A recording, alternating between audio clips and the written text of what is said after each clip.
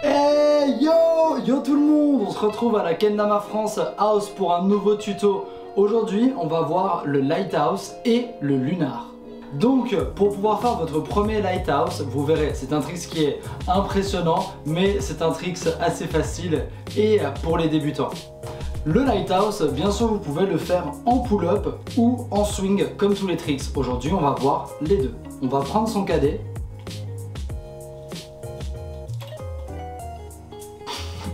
Et ce qu'on va essayer de faire les premières fois, c'est juste déjà de poser son ken sur son tama pour pouvoir entraîner correctement votre déséquilibre, parce que cette action va vous arriver souvent.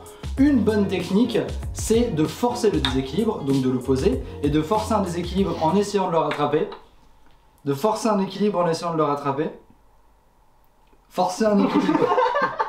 Et la deuxième technique, c'est de prendre son ken et de le lâcher à quelques centimètres au-dessus de son tama et d'essayer de reprendre le contrôle. On va voir à quoi ressemble un Lighthouse. Ça va pas le faire, hein. Je pense qu'il faut qu'on arrête, on va dire la vérité aux gens. C'était Tim.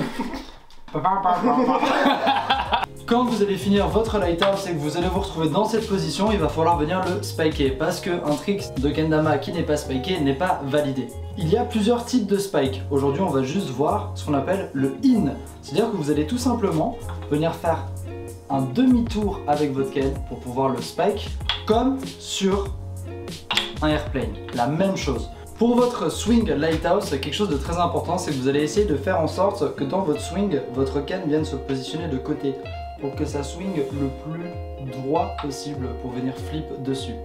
Pour ça, vous allez juste effectuer un léger quart de tour avec vos doigts quand vous allez venir le lâcher.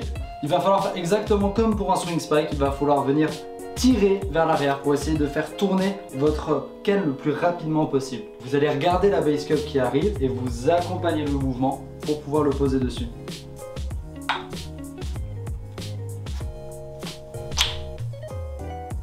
Pour faire un lunar, il faut bien avoir compris la technique que j'ai expliquée juste avant dans le Lighthouse.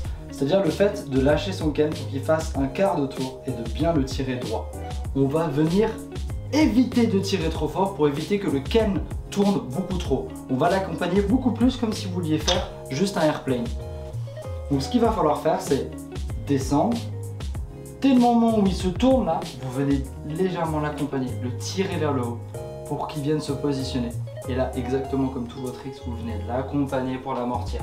Le in, pas vraiment besoin de l'expliquer, c'est juste un tout petit mouvement.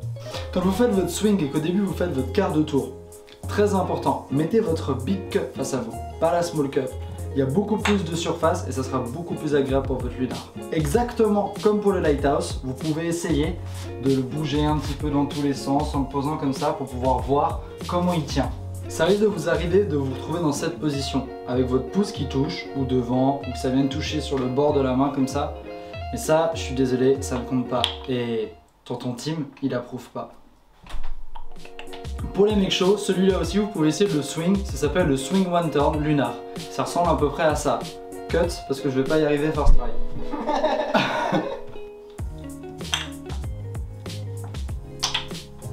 Merci d'avoir regardé la vidéo. On se retrouve pour les prochains tutos. Love love, bisous bisous. Et n'oubliez pas, every day is a game.